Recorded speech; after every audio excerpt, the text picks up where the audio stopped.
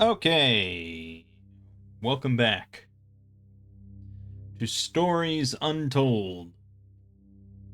Last time we did the station process, which was a bit more of a brain burner than the other two, but it definitely shed a bit more light on some sort of story going on. I don't know if the last episode is going to neatly tie everything together. I feel like it's still going to end up fairly vague, but you know, let's give it a shot. The last session.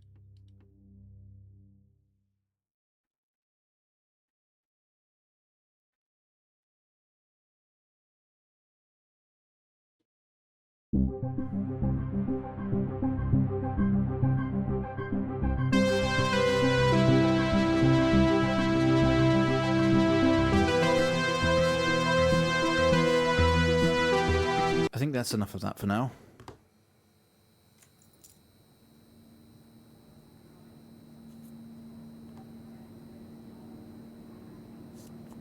You're quite fond of this show, aren't you?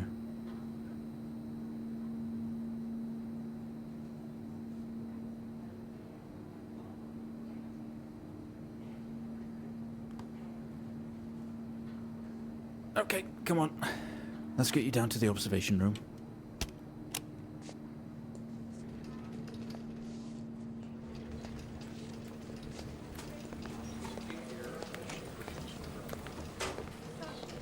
This place must be starting to feel like home to you. Don't worry. Try and get you out of here eventually. Just in here.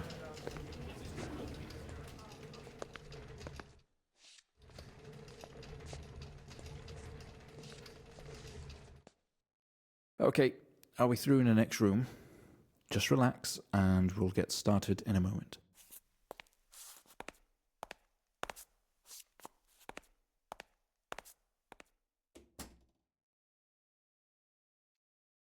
Okay. Right, Mr. Asian, now are you ready? Just hit record on the tape deck in front of you when you're ready.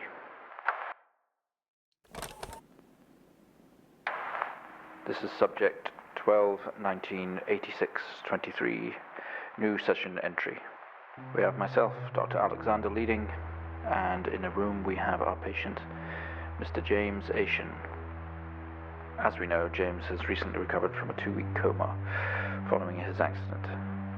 In our last 3 sessions, James's attempts to recollect events of the accident seen him merging his memory with his imagination.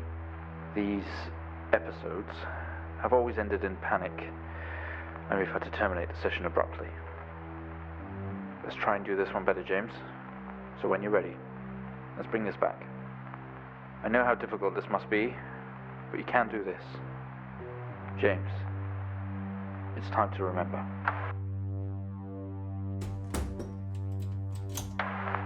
Your mind.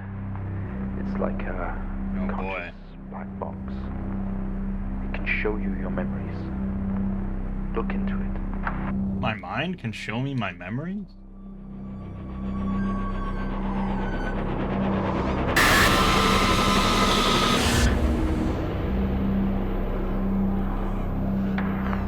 In your most recent episode, you recalled a false memory of a remote weather station.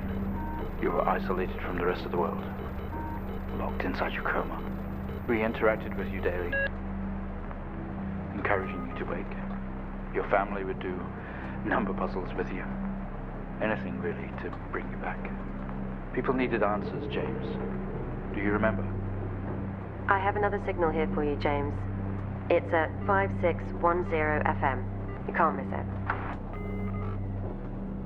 Alright, well, let's do it again.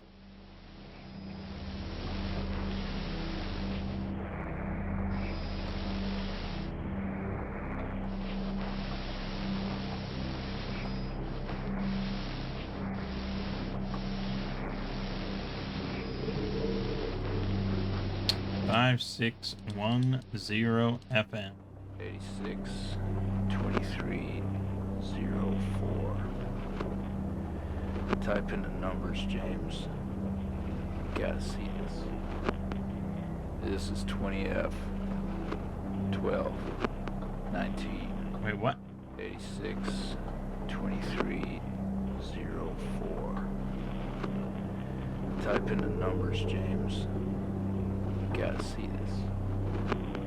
This is 20F 12 19 86 23 04. He says something right at the start that I wasn't quite sure, but okay. This is I guess that was whatever. Code reference report.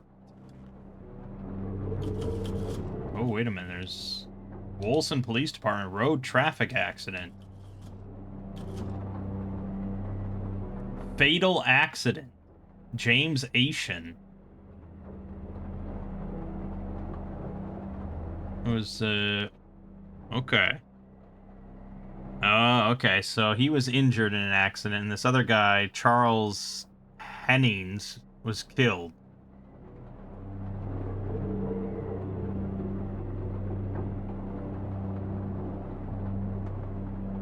Passenger 1 here is completely redacted.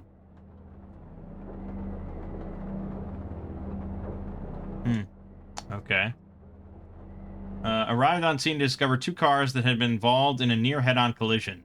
Mr. Asian found lying down outside his vehicle with head injuries. An ambulance was immediately called. His passenger was trapped in the vehicle in critical condition from wounds sustained in the collision. The driver of the blue sedan, Mr. Hennings, was found dead on arrival. It was noticed that there was a strong smell of whiskey from the driver and an empty whiskey bottle on the passenger seat. Mr. Asian was questioned on scene. He described an oncoming blue sedan being clearly out of control, which he swerved to avoid. Mr. Asian's passenger was his sister. The driver of the blue sedan is an ex-police officer of 20 years.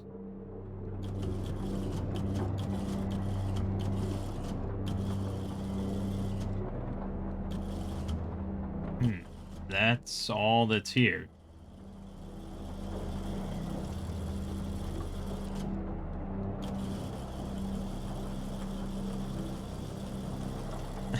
Okay. And so I'm supposed to put in certain elements from the 23. Okay. Certain lines from the report. Obviously what's circled. 20F dash fatal accident.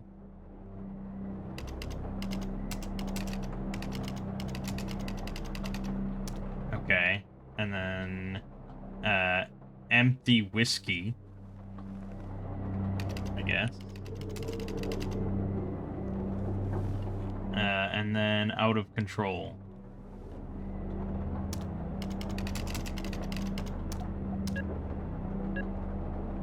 Nice.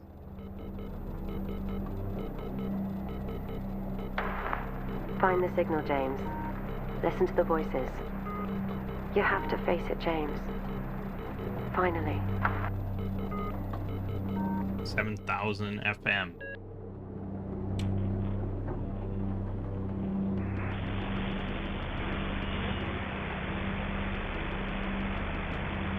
It's not like him, at all. I've worked with Officer Hennings for 6 years, and not once have we even talked about alcohol. Drunk driving.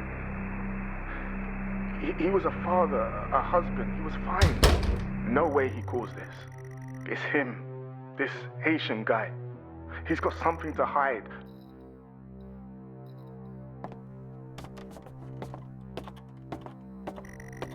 This doesn't make sense to you.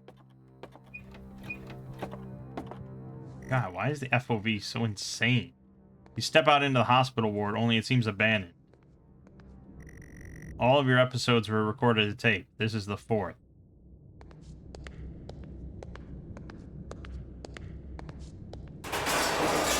Tense up. Someone else is here. Hello?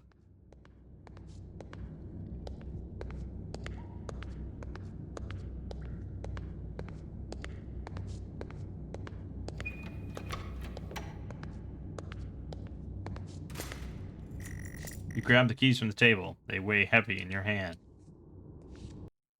Oh, whoops. Okay.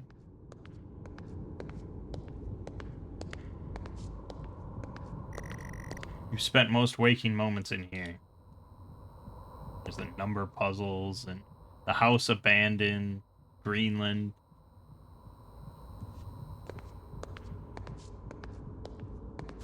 Just go for the exit. Another door you never opened. You don't know what was in here. You only caught a glimpse of the room. You guess that's why there's no detail here.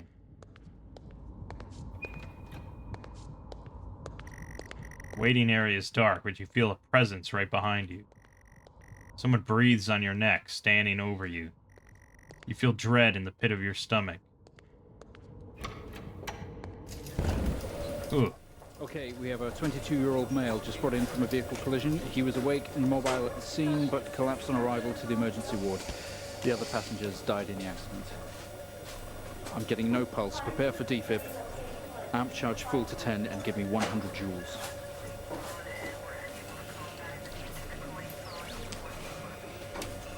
Come on, 100 joules. Charging up full to 10. Okay.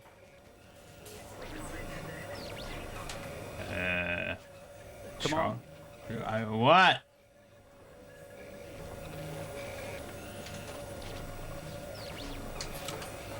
Oh. 100 joules.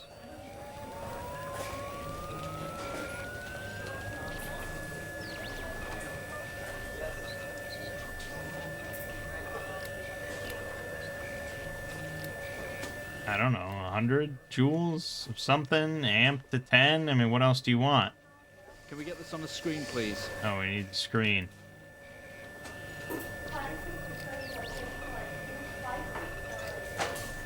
The camera. There we go. Click it. No reaction from first stage. Let's try higher. I don't know how the screen of a shot of my eyeball helps you in your role here. 200 joules. Keep the charge at 10. Let's go. I'm working on it. Go. Clear. Okay, we have a reaction of some sort here, a weak signal. Let's keep going. Increase again. 360, charge full. 360? Trying to kill me, bro? Come on, 360, hurry. Clear. Well, would you look at that? It seems we have a pulse. Rhythm is stable. We need to run an X-ray right away.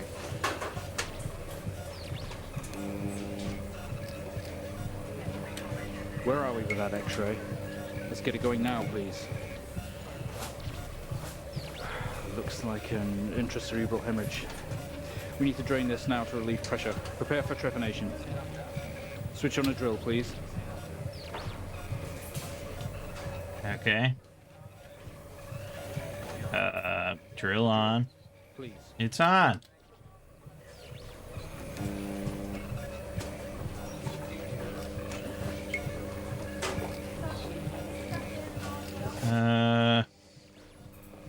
What else do I need here?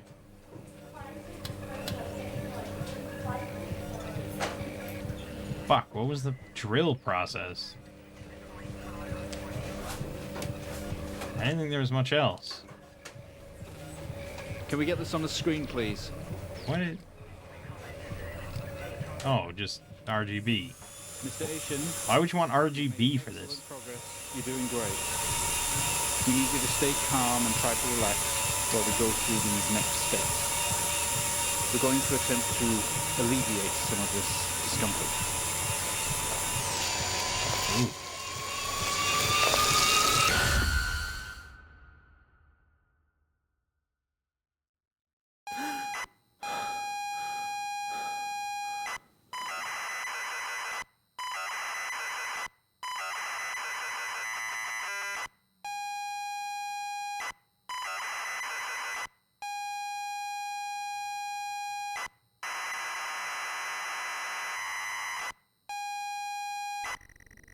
Not only is tonight New Year's Eve, but tomorrow you leave on a 6-month trip abroad with friends. Mom, Dad, and your sister Jennifer have decided to throw a party to celebrate it all. The house is full.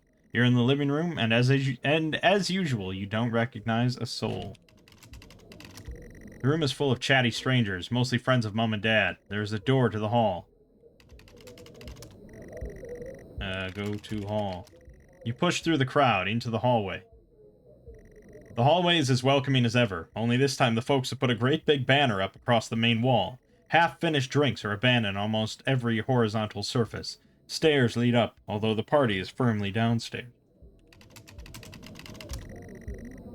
As much as you'd love to, you'd promise you'd stay downstairs with the party. Take a drink. You aren't drinking someone else's drink, get your own. Look at banner. Bon voyage, James. Finally, not the family disappointment.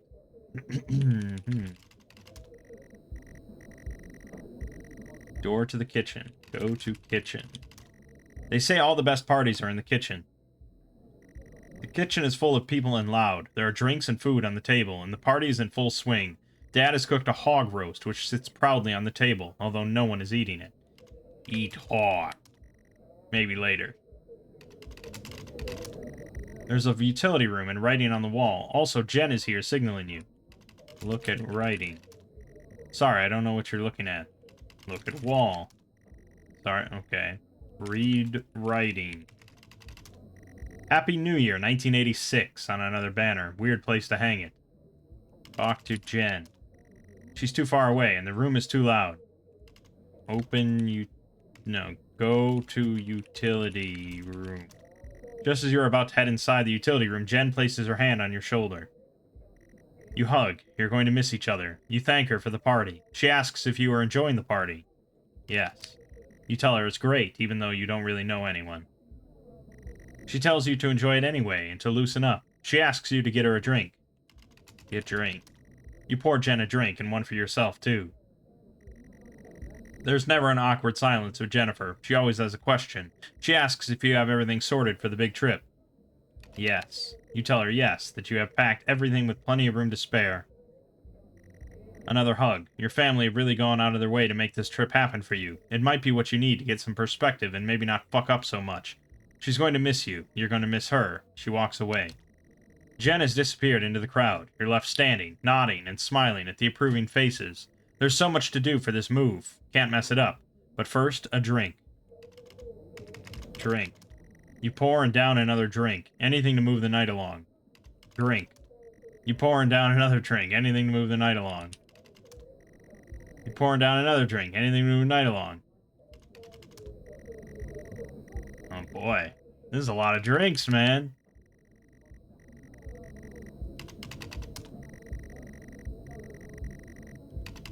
Wonder if there's a secret achievement here or something if I drink like 20 of them. Okay, well, go to utility room. You open the door and peer in. You're never allowed in here normally. This is where Dad keeps his fine wines and whiskeys, ceiling-to-floor racks. A collector, although he does actually drink them too. There's a bottle with a ribbon around it and a card. Look at card. You pick up the whiskey and the card. It's your dad's handwriting. Son, we're so proud of you and everything you've achieved. You've earned this. It's a bottle of 25-year-old double malt. You shouldn't really, but you have to try it. With your whiskey in hand, you take in the room about you. There must be hundreds, no, thousands of pounds worth of drink in here. You really must thank your dad for the whiskey. Drink whiskey. You take a swig. It's probably the best and strongest you've tasted ever. Just wow. Drink whiskey. Okay. Go to kitchen.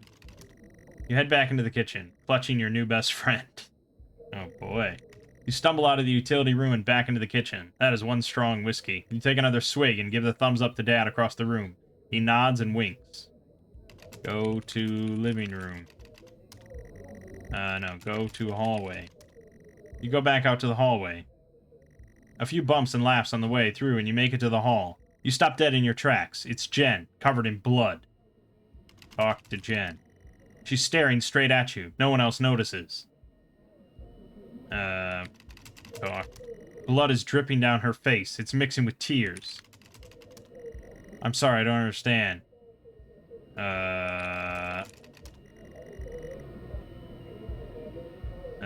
Leave. Oh, God. Go outside. Oh, boy.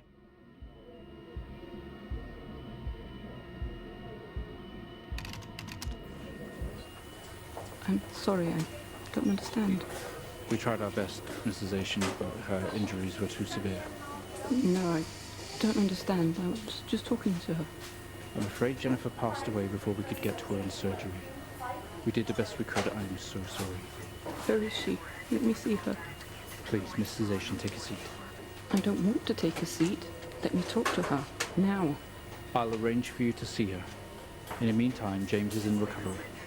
He's stable for now. I don't want to see him.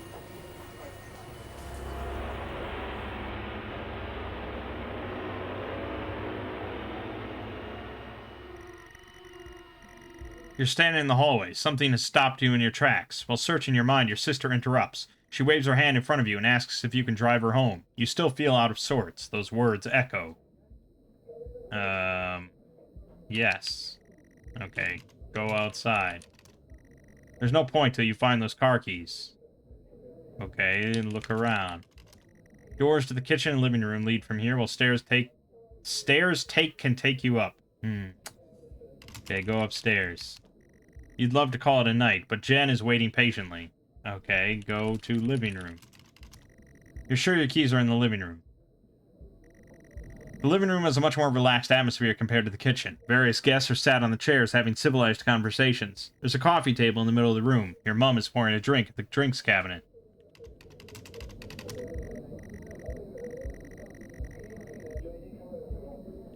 Look at coats. You search through all the jackets and coats until you find yours. Aha! Car keys in the pocket. You grab both. Talk to Mum. Tears immediately start to appear in her eyes. My son, off to America. She gives you a hug. God bless America. Okay. Look at table. Drinks on coasters like proper civilized people. You can't see your keys. Yeah, we have them. Go to hallway. Keys in hand, you head back into the hall. Jen thanks you for helping her out. She has work in the morning, and no one else is in any fit state to drive. You can handle it, though. You know the road like the back of your hand, don't you? Yep. Oh, yeah. Go outside. You open the front door and walk out into the freezing night. The cold air hits you. You're glad you have your jacket with you. There's a dusting of snow around you as you step down from the porch. The yard extends around the back of the house, and the car sits at the front of the house. Drink. I still have my whiskey, though. She glares and smiles. Enough! Oh, boy. Okay, go to car. You fumble with the car handle, confused, until Jen tells you to maybe use the key in your hand. Use key on car. Fumbling with the car keys, you eventually get the door open and climb inside. The car is freezing. As you fumble around with your seatbelt, your sister opens up the car glove box and hands you a note and a key that was inside. She tells you that it's for when you return. Okay. Start car. You try to turn the ignition with sheer willpower despite holding keys in your hand. God damn it. Start car with keys. You try to turn the ignition with... No, okay. Use key on car. It takes a number of attempts, but you eventually slot the key into the ignition. Drive. The car doesn't move, given that the engine isn't actually on. It's like you've never driven before. Turn key. You turn the key in the ignition and the car roars to life. Drive. Car squeals but stays stationary. Jen suggests releasing the brake, giving you a wide-eyed stare. Okay. Release brake. You very hesitantly release the handbrake. I feel like she would be much better to drive in this situation. Drive. You put the car in gear and pull out the driveway like a first-time driver. You really shouldn't be driving. I am driving, very drunk, on the road towards the town where your sister stays. Jen started dozing off as soon as the journey got going. This shouldn't take long. You come to a junction. Is it left or right? You can't remember. Right. Left. Go left. You don't want to, but you had better ask Jen for directions. Wake Jen. Wake up Jen. Okay, ask Jen. She grunts and throws her arm to the left. It's left. Of course it's left. Okay, go left. You turn the car left at the junction and accelerate off. Confident that you're on the right road now, you loosen up and put your foot down on the accelerator. You feel powerful as the engine roars at your command. Jen sits up in her chair and clutches your arm. She asks you to slow down. Slow down. That's not what really happened, though, is it? No. You're all over the place, James. Pull over. Jen is hitting your arm and yelling at you. Crazy sister. Strange, there is a set of headlights coming directly at you, but really slow, like slow motion. Drive. You try to react, but your body isn't responding. There's nothing you can do to stop this. There's no way to control it. The lights merge with your car. The outside joins the inside. The whole world around you begins to scream. James!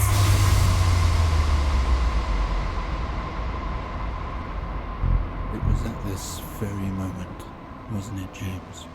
The moment you lost it all. Your sister, your parents, yourself. And then you made it worse. Go on. Show us what you did. You wake up in the car. Your world is upside down. Your seatbelt struggles against gravity, trying to hold you in your seat. An impact into another car has torn a hole in the chassis. Poisonous fumes spill into your car from the engines. You're in grave danger. You have to get out of here. Get out. You can't move. Your seatbelt is still in place. Take off seatbelt. You release yourself from the seat. Gravity takes over as you slump onto the roof of the car. Get out. You squeeze through the wreckage and fall to your knees on the ground next to your vehicle. Every breath brings pain to your chest. Your head is throbbing. A blue car is smashed into the passenger side of your car. Your life cannot be ruined by this. You're standing holding your whiskey and your dad's note, and flashing lights are approaching at a distance. Go to blue car. The door is jammed. You don't have time for messing around like this, James. Put whiskey in blue car. That's not gonna... Oh, with the lights approaching closer, you begin to hear the shrill of their sirens. You simply cannot go to jail for this. You clean the bottle to remove your connection with the whiskey. You then very deliberately spill the remainder of the bottle's contents onto the driver, and you toss the incriminating evidence onto his passenger seat. A circle of flashing lights surround you, illuminating the crash site in the darkness. Behind them, an army of people, all staring. One figure steps out, a silhouette, and walks towards you. Wait. Talk to silhouette. You try to talk, but you're not making any sense. Nothing? I don't know. Cry?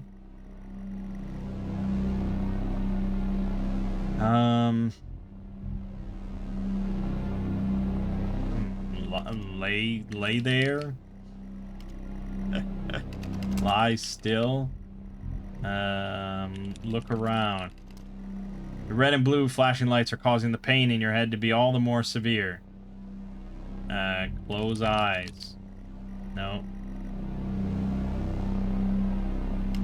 Walk towards... I'm on the ground. Fuck.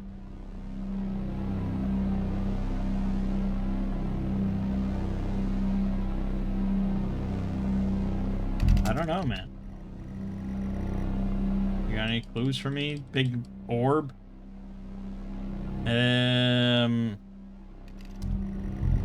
I can't talk. I'm not making any sense. No.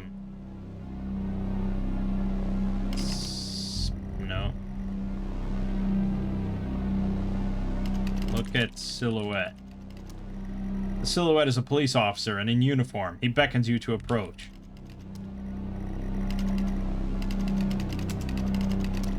As you approach the man, the pulsating lights around you get dimmer and dimmer while the pain in your head increases. You fall to the ground at his feet.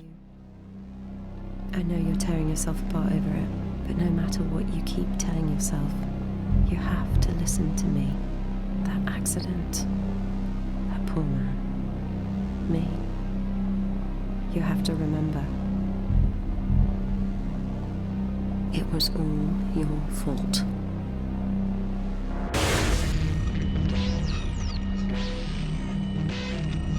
I mean...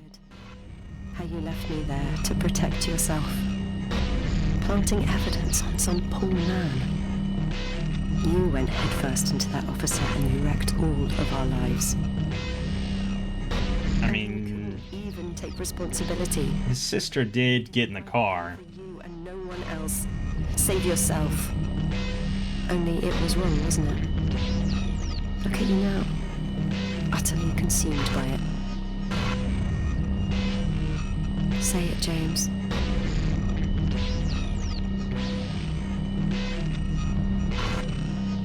Say it. Tell them.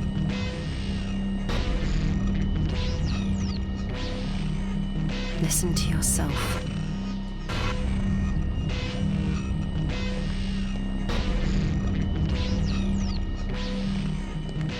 It has to end, James.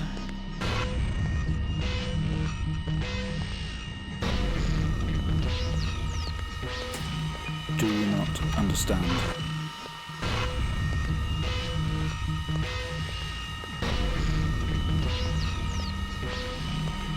This episode you're having must come to an end.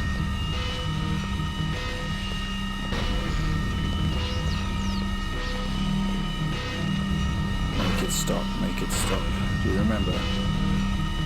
Dr. Alexander is always watching remotely. I don't know if anyone else is ever with him. Stop the session, Mr. Asian.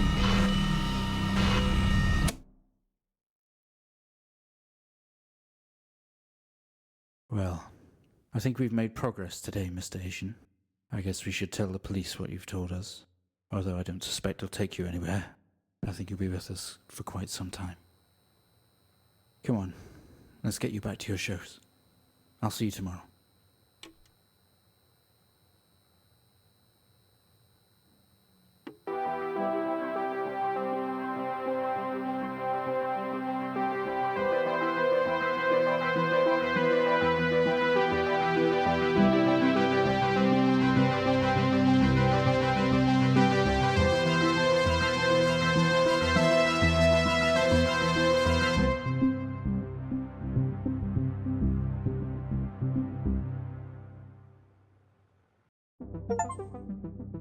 Okay. Well, it definitely ended less vague than I thought it would. But really, like, the first 3 episodes are, like, so vague and, like, disconnected. And then the 4th is, like, whiplash, sort of. You know, I was thinking aliens were involved. And then suddenly it's like, oh yeah, actually it's about a guy in a coma and drunk driving and guilt. Blah, blah, blah. Yeah, so Stories Untold. That's it. It's pretty good. You know, for being like a 2-hour long, like, horror themed experience with some light gaming elements. Yeah, I mean, I thought it was pretty solid. I did think that overall, like, the first episode was the best. I think the first episode was like a really strong start of like, holy shit, this is kind of creepy. Like, where is this going? And then, you know, with the Commodore 64 stuff and the text and, you know, the sounds and everything, like, I felt that they had a very strong start of creepiness, and then the creepiness kind of mellowed out from there.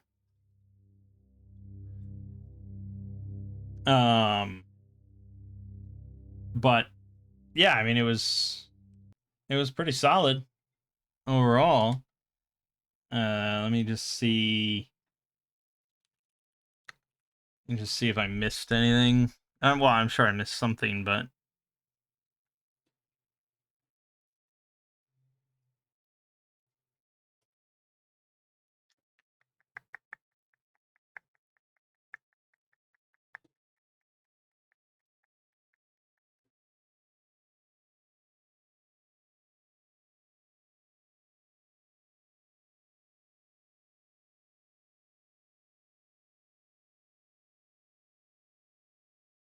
yeah. Mm-hmm.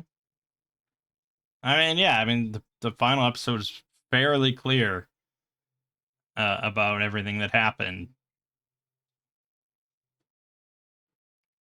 that he got drunk and he drove his sister and he got in a car crash and he decided to plant evidence on the cop there in order to avoid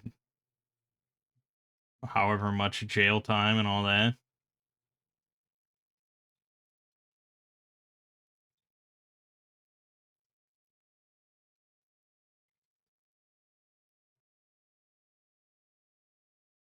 But like I said, I mean, his sister knew that he was drunk. I even took a drink as we were stepping out of the house. I had the whiskey bottle in hand in the car.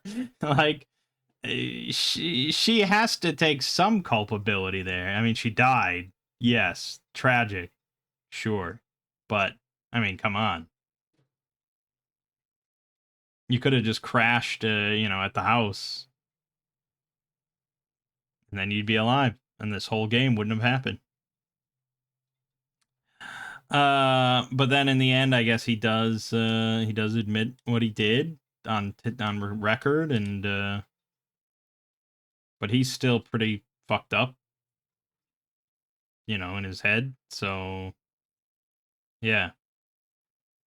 Yeah, so I don't think I missed anything like crazy little side elements or anything. It's pretty clear cut. But yeah, that was good. Like I said, I'm surprised there's not more sequels to this game. I'm surprised that they didn't continue down this avenue. Because apparently Observation is not quite as good. I mean, it's got pretty good critic reviews, though. We may have to check it out sometime. I don't know how long it is, but we might have to check that out. But I guess this developer is now working on a Silent Hill game. Working on something called Silent Hill Townfall. Along with Annapurna Interactive. And we don't know anything about it. It's a spin-off intended to launch an anthology series from various creatives. Okay, so they want to just do a bunch of little Silent Hill games. I mean, it is a cool setting, so I can't say it's a bad idea. And this company does seem to have a grasp on, like, cool short story video games. Yeah. But yeah, there's a lot of, like, little indie horror experiences on Steam. So I like that I occasionally pop in and take a look at some of these, because usually they're pretty interesting and pretty cool. Yeah, Observation's a longer experience. It's about 6 hours.